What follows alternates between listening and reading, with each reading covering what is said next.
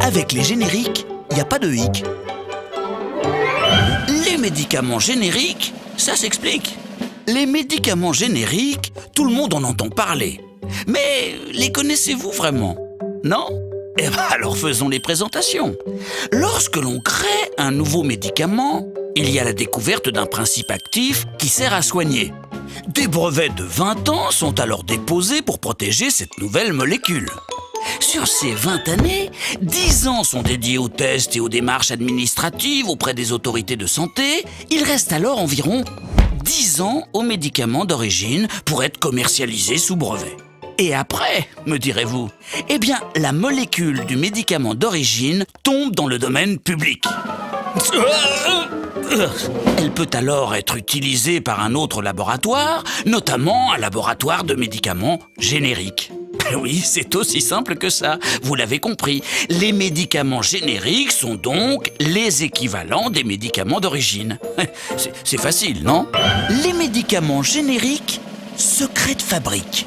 Les médicaments génériques sont les équivalents des médicaments d'origine. Eh oui, ils sont tout aussi efficaces. Mais savez-vous vraiment de quoi ils sont composés? Non? Eh bien, comme les médicaments d'origine, les médicaments génériques se composent de principes actifs et d'excipients. Le principe actif, sous forme de poudre, ne peut pas être ingéré tel quel. C'est pour ça qu'on utilise les excipients, pour faciliter l'assimilation du principe actif par l'organisme. Le médicament générique comme le médicament d'origine peut prendre des formes différentes, comme celle-ci, celle-là, ou encore celle-là. Le médicament générique peut aussi varier de couleur ou avoir un goût différent, en restant tout aussi efficace que le médicament d'origine. Enfin, les médicaments génériques bénéficient, quand c'est possible, des dernières générations d'excipients. So chic! Excipients et médicaments génériques, petit guide pratique. Bon, vous le savez maintenant, un médicament, qu'il soit générique ou d'origine, est composé de principes actifs et d'excipients.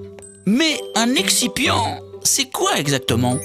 Eh bien, l'excipient est une substance indispensable et nécessaire à la fabrication des médicaments qui facilite l'assimilation du principe actif par l'organisme.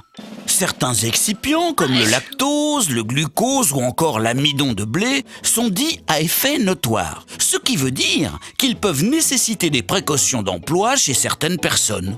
Exactement comme pour les médicaments d'origine. Les médicaments génériques, c'est vraiment économique. Les médicaments d'origine et les médicaments génériques sont équivalents. Pourtant, quand on regarde de plus près, il y a une vraie différence. Leur prix. Mais si leur qualité est la même, comment les médicaments génériques font-ils pour être moins chers? Le prix d'un médicament générique ne comprend que le coût de fabrication. La carte d'identité du médicament existe déjà, puisqu'on connaît sa composition. Donc les coûts de recherche et de développement sont bien moins élevés.